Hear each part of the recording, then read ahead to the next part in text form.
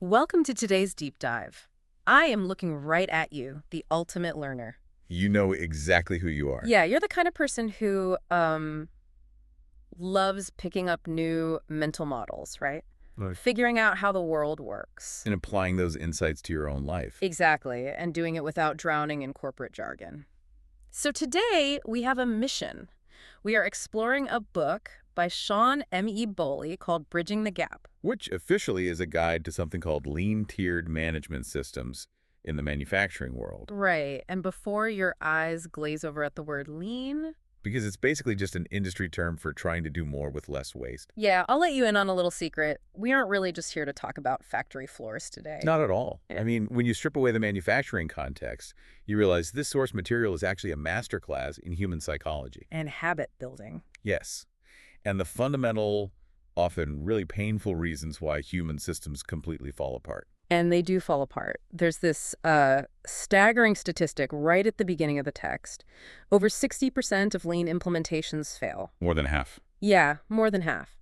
And the text points out that it's not because people are inherently lazy. According to the research, roughly 80% of people show up to work genuinely wanting to do a good job. Right. So if we can't blame the workforce, what is actually going on? It turns out the system itself is usually designed to fail right from the starting line. It really comes down to a classic misunderstanding of what a system is actually supposed to do. If you ask a standard manager, they'll likely tell you a system's core purpose is to hit a metric. Like efficiency or output. Exactly, or profit margins. But the framework here argues something totally different. The true purpose of a system is to capture feedback error. Meaning the difference between what you expected to happen and what actually happened. Precisely. It's that deviation from your expected outcome. Let's say you expected your team to process 1,000 orders today, but they only processed 800. So that 200 order difference is the error. Yes. The system exists solely to capture that error, figure out why it happened, and use that information to bridge the gap between where you are right now and where you want to be. Okay, let's unpack this.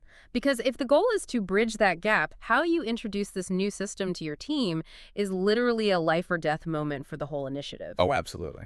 The author brings up this analogy about Apple that highlights this perfectly. Let's rewind to 1984. Apple launches the Macintosh. Right. And to sell it, they put this massive 20-page insert in major newspapers explaining every single technical feature. Just pages of data. Right. They listed the RAM, the processing speed, the screen resolution. It was entirely focused on the what. And the result, sales were pretty disappointing. Yeah, they really were. Now, fast forward to 2001. Apple launches the iPod. There is no 20-page manual in the newspaper. There's just one simple phrase. 1,000 songs in your pocket. It's brilliant. They didn't sell the technical specs. They sold the why. What's fascinating here is what happened to Steve Jobs between 1984 and 2001. He was famously forced out of Apple, and he went on to run Pixar. Oh, right. And at Pixar, he learned the secret to storytelling. He learned something called proper product problem positioning. Okay, proper product problem positioning sounds like something a consultant charges $1,000 an hour to say. What does that actually mean in plain English? Fair point. Simply put, it's based on the classic story brand model. Think of the structure of almost any great movie. Okay. The user, or in our case the employee, is the hero of the story. The problem they are facing every day is the villain, and the product, or the new management system, is the guide. Like Yoda in Star Wars. Exactly. Yoda isn't the hero, Luke is. Yoda just provides the tools and the wisdom to help the hero succeed. But when a leadership team rolls out a new initiative, they almost always cast the system as the hero. Yes, they do. They stand up in the all-hands meeting and say, look at this new software and what it's going to do for the company's bottom line. And the employees sitting in that meeting immediately tune out.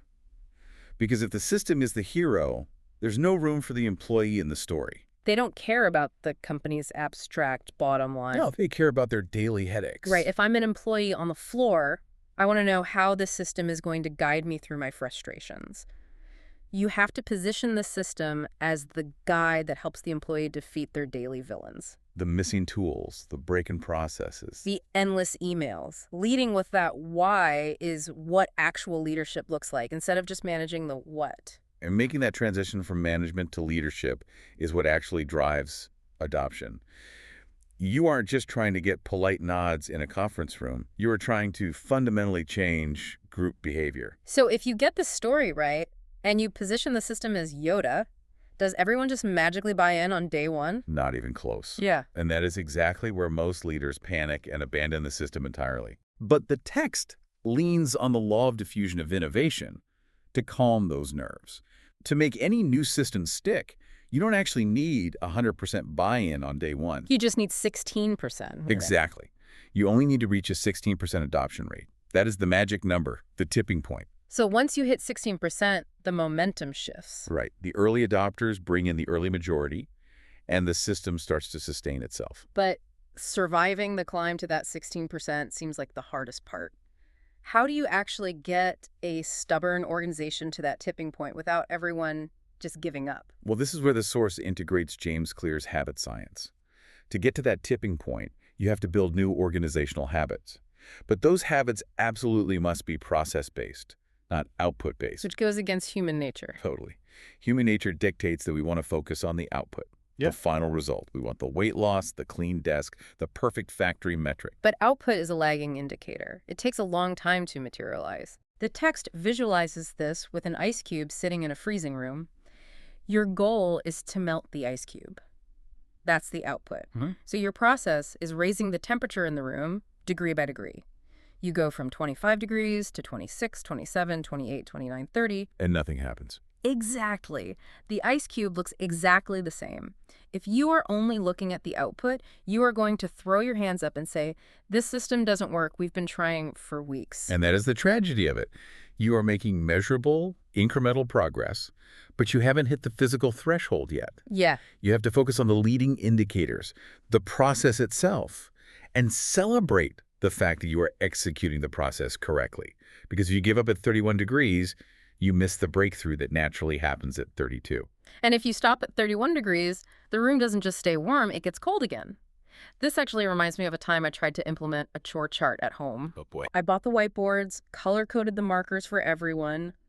Day one was flawless, but by day 4, I stopped checking the board, we stopped doing the daily check-ins, and suddenly there was a mountain of laundry, and we were back to panic washing socks at 10 p.m. We slid backwards so fast. What you experience there is entropy. In physics, entropy is the natural tendency of things to lose order. Right. Think of this whole effort like pushing a heavy boulder up a slanted hill. Without constant, deliberate effort, natural law dictates that the boulder rolls down and things descend into chaos. So if you don't build the daily habits to hold that boulder in place, your organization defaults to its most basic instinct, firefighting. Exactly. Running around, putting out the immediate crisis of the day. Feeling highly stressed but oddly productive while everything else burns down behind us. It feels productive because of the adrenaline, but it is a massive trap. The text has a really sobering quote. You can't firefight your way out of firefighting. Wow. Every minute you spend fighting today's fire is a minute you aren't spending building the fire breaks to prevent tomorrow's fire. Here's where it gets really interesting, because prioritizing fire breaks over actual fires isn't just about making a better to-do list. The author visualizes this prioritization using a glass jar. I love this analogy. It's great. This jar represents your team's limited time and resources, and you have 3 types of marbles to put in it. First, you have green marbles. These are the massive, non-negotiable strategic goals for the company, maybe 3 to 5 of them maximum. Yep. Second, you have orange marbles. These are the daily fires, the noise, the immediate escalations. And finally, you have blue marbles. These are the recurring systemic issues, the foundational cracks that keep causing the fires in the first place. And the dynamic of that jar dictates your success. If you let your team fill their jar with those orange marbles, the daily noise and firefighting, there's literally no physical room left for the green strategic goals or the blue systemic fixes. It's just full. Right. A functional management system acts as a filter. It isolates the orange marbles so your team can focus relentlessly on solving the blue marbles. Because eliminating the blue systemic issues is what actually bridges the gap. But wait, you can't just ignore the orange marbles, right? Those are real fires. If a server goes down or a client is furious, someone has to deal with it. True. And even if we filter some of that out, couldn't a team still drown if there are simply too many blue systemic issues at once? How do you prioritize the priorities? If we connect this to the bigger picture, it requires a mindset shift called think big, focus small. You manage the immediate orange fires with standard operating procedures, But your real cognitive energy goes to the blue marbles, Right. and you can't tackle them all at once. If you spread limited resources across 50 systemic problems simultaneously, nothing ever gets fully resolved. The feedback loop takes too long, people don't see the ice cube melting, and they lose motivation. The blue dye analogy illustrates this perfectly. Imagine you are handed a single 12-ounce glass of blue dye, and your job is to turn 10,000 gallons of water blue. Okay. Do you pour your little glass into one massive 10,000-gallon pool and just wait, hoping it eventually disperses? Or do you dye 1,000 little 10-gallon pools, finishing one, refilling your glass, and moving to the next? You absolutely choose the small pools. Yeah. Focusing small means you are tightly scoping your problem solving. Smaller scopes mean faster action closures. Right. When an action closes quickly, the feedback loop is incredibly fast. The team sees a problem identified, tackled, and eliminated in real time. Those compounding wins build the exact cultural momentum needed to push that boulder up the hill to the 16% adoption mark. Okay, so we've covered the psychology of the guide, the habit science of the ice cube, and the prioritization of the marbles. But how do we visualize all of this working together in a real company? The visual here is pretty unique. It really is. The text uses a visual involving a Hot Wheels crisscross track. You know, the plastic track with the little motorized wheels that shoot the toy cars around the loops. Yeah, it's an unconventional but highly accurate way to visualize organizational structure.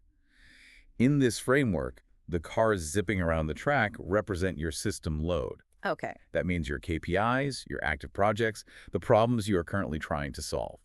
Every new metric you track is another car added to the plastic track.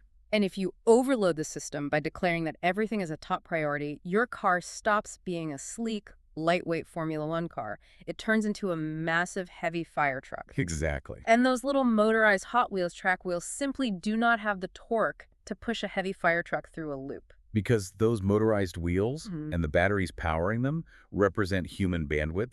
Human energy is finite. If you burden your people with a heavy fire truck tracking 40 metrics and 50 projects simultaneously, you drain their batteries rapidly. And in the corporate world, a drain battery is just burnout. Exactly. You want the lightest burden possible so the system can run sustainably. That makes sense for the load, but what about the track itself? The track represents the tiers in a tiered management system. It dictates how information flows up from the floor to the executives and how support flows back down. Let's actually walk through what that looks like in practice, because just listing out tiers can sound abstract. Let's say we have a tier 1 or T1. That's the frontline team, right? The people doing the actual work hourly. Correct. T1 operates in a fast resolution cycle. They're thinking in terms of hours and shifts. So imagine a hypothetical scenario. A frontline worker at T1 notices a conveyor belt is jamming every few hours. Okay. They clear the jam, but it keeps happening. They can't fix the underlying mechanical issue, so they escalate it to T2. So T2 would be the supervisors. They're looking at the patterns over days and shifts. Exactly. The T2 supervisor looks at the shift data, sees the recurring jams, and realizes they need maintenance. But what if it's deeper than that? What if T2 brings in maintenance and they realize the raw material supplied to the machine is the wrong specification? Then T2 escalates to T3. Right. T3 being the managers. Who are looking at weeks and months. They have the authority to talk to the supplier or adjust the budget to fix the material issue. Right. And finally, T4 is site leadership. They aren't looking at a single jammed belt. They're looking at quarterly downtime trends across the whole facility to see if vendor contracts need to be renegotiated. So the problem flows up the tiers naturally, rather than the CEO trying to fix a conveyor belt jam on day one. But where do the functional teams fit into this Hot Wheels track? The HR, engineering, quality control folks. They are the center motor of the track. They are centralized resources supporting all the tiers. But here is the danger. If your priorities across the tiers are misaligned, if T2 is demanding one thing from engineering, while T3 is demanding something completely different, you get a traffic jam. The cars crash on the track. The flow stops, the system jams up, and you are right back to firefighting. Which is why a lightweight F1 car, relentlessly aligned priorities, and clear escalation through the tiers is the only way an organization avoids total gridlock. So what does this all mean when the rubber meets the road? How do we actually execute this logistically? Who is meeting, when, where, and what are they talking about? The logistical execution is where theory crashes into reality. And the source points out a very practical, often ignored barrier to communication in these environments. Okay, picture a manufacturing floor. It is loud. The ambient noise is typically operating at around 85 decibels. Now, you hold a Tier 1 team meeting right there on the floor. People are standing in a circle wearing standard hearing protection. Right. By the time the supervisor's voice travels across that circle and through the earplugs, a worker might only be experiencing 29 decibels of sound. And 29 decibels is essentially a whisper in a library. You have built an entire system designed to streamline communication, but the frontline team literally cannot physically hear the priorities. Wait, if it's that loud, why not just move the meeting to a quiet conference room down the hall? That seems like the obvious fix. That is the instinct of every manager, but you can't do that. You want the meeting to happen at the Gemba. Ah, Gemba. That's a lean term, right? What does that actually mean for someone who doesn't work in a factory? Good catch. Gemba is a Japanese term that translates to the actual place. In business, it means going to where the value is actually created or where the problem is actively occurring. Okay. You don't want to talk about a broken machine in a carpeted conference room. You want to stand next to the broken machine so everyone can point to the issue. So the solution isn't to move the meeting away from the floor. The solution is to buy a 100 decibel voice amplifier, just a simple mic and wearable speaker for the supervisor. Exactly. It sounds almost comically basic, but if people can't hear the why, they can't engage. It is about removing friction. Make the habit easy. But once you solve that environmental hurdle, the content of the meeting has to be valuable. That brings us to what the text calls lagging to leading metric cascading. Another phrase that sounds like $1,000 consultant. Let's translate that. I love the analogy the book uses here. Imagine you are steering a massive ocean liner. Okay. The actual turning of the ship in the water is your lagging indicator. It takes a long time to happen, and the captain can't just reach their hands into the water and twist the ship. But the captain turning the wheel, which changes the angle of the rudder, that rudder angle is the leading indicator. It's immediate, and it is directly in your control. It is a perfect translation. In our tiered system, the T4 leadership team is staring at the lagging indicator, the massive ship turning. That might be a metric like overall quarterly profitability. Yeah. But if a manager walks up to a T1 frontline worker and says, hey, we need you to improve quarterly profitability today, it is meaningless. It's too abstract. You have to cascade that massive goal down until you find the leading indicator that the T1 worker actually controls. For them, it might be completing their specific hourly quality checks on time. Exactly. T4 monitors the lagging output of the ship, while T1 controls the leading process of the rudder. But keeping everyone focused on their specific rudders requires immense discipline, which is why standardized agendas for these tier meetings are non-negotiable.